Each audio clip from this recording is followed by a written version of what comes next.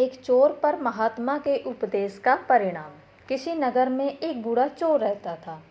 16 साल का उसका एक लड़का भी था। चोर जब ज़्यादा बूढ़ा हो गया तो उसने अपने बेटे को चोरी की विद्या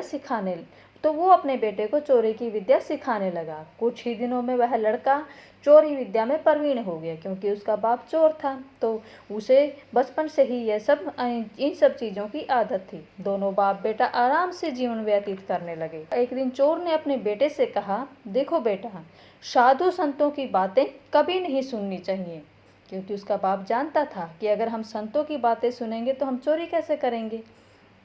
अगर कहीं कोई महात्मा उपदेश देता हो तो अपने कानों में उंगली डालकर वहां से भाग जाना, समझे? लड़का बोला, हाँ बापू, समझ गया।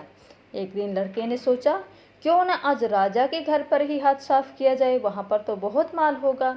ऐसा सोचकर वह महल की ओर चल पड़ा।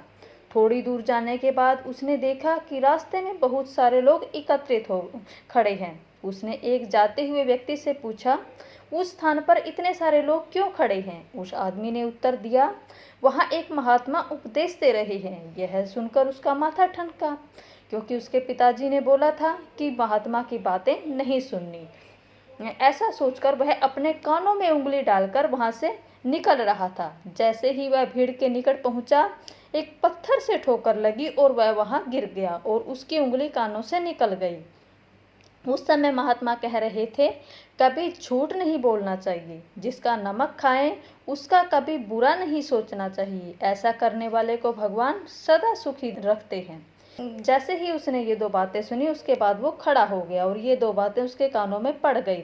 वह झटपट उठा और कान बंद कर राजा के महल की ओर चल पड़ा। वहां पहुंचकर जैसे ही अंदर जाना चाहा, उसे वहां बैठे पहरेदार ने टोका, अरे कहाँ जाते हो, तुम कौन हो? उसे महात्मा का उपदेश याद आया जो उसने अभी थोड़ी देर पहले सुना था कि झूठ कभी नहीं बोलना चाहिए। चोर ने सोचा, आज सच ही बोलकर देखें। उसने उत्तर दिया, मैं चोर हूँ, चोरी करने जा रहा हूँ। दरबारी बोला, अच्छा जाओ। उसने सोचा राजमहल का कोई नौकर होगा, मजाक कर रहा है। चोर सच बोलकर राजमहल में प्रवेश कर गया। एक कमरे में घुसा, वहां ढेर सारा पैसा और जेवर गहने देखकर उसका मन खुशी से भर गया। एक थैले में सब धन भर लिया और दूसरे कमरे में घुसा, वहां रसोई घर था। अनेक प्रकार का भोजन वहां पर रखा हुआ था। वह खाना खाने लगा। खाना खाने के बाद वह थैला उठाकर चलने लगा कि तभी फिर महात्मा का उपदेश उसको याद आया, जिसका नमक खाओ उसका बुरा मत सोचो। उसने अपने मन में कहा, खाना खाया, उसमें नमक भी था, इसका बुरा नहीं सोचना चाहिए। इतना सोचकर थैला वहीं रख वापस चल पड़ा। पहरेदार ने फिर पूछा, क्या हुआ, चोरी क्यों नहीं की? उसने ऐसे ही छेड़ने के लिए बोला, देखिए, जिसका नमक खाया है उसका बुरा नहीं सोचना चाहिए। मैंने राजा का नमक खाया है, इसलिए चोरी का माल नहीं लाया, वहीं रसोई घर में छोड़ आया। इतना कहकर वह वहां से चल पड़ा। उधर रसोइये ने चोर मचाया, पकड़ो पकड़ो, चोर भागा जा रहा है। पहरेदार ने चोर को पकड़कर दरबार में उपस्थित किया। राजा ने पूछा, पर उसने बताया कि एक महात्मा के द्वारा दिए गए उपदेश के मुताबिक मैंने पहरेदार के पूछने पर अपने को चोर बताया, क्योंकि मैं चोरी करने आया था। आपका धन चुराया, लेकिन आपका खाना भी खाया जिसमें नमक मिला था, इसलिए आपके प्रति बुरा व्यवहार नहीं किया और धन छोड़कर भागा।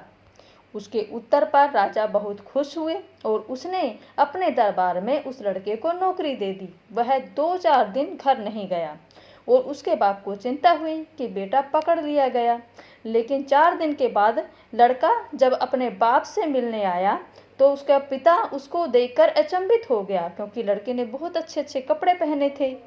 लड़का बोला, बापूजी, आप तो कहते थे कि साधु संत की बात मत सुनो, लेकिन मैंने एक महात्मा की बात सुनी और उसी के मुताबिक काम किया, तो देखिए सच्चाई का फल। मुझे राजमहल में बहुत अच्छी नौकरी मिल गई। तो इसलिए हमें साधु महात्माओं की बातें जरूर सुननी चाहिए, क्या पता हमारे जीवन में कहाँ किस टाइम काम आ जाए। तो ऐसे ही मज़ेदार कहानियाँ सुनने के लिए सब्सक्राइब करें मेरे चैनल को और वीडियो को लाइक ज़रूर करें।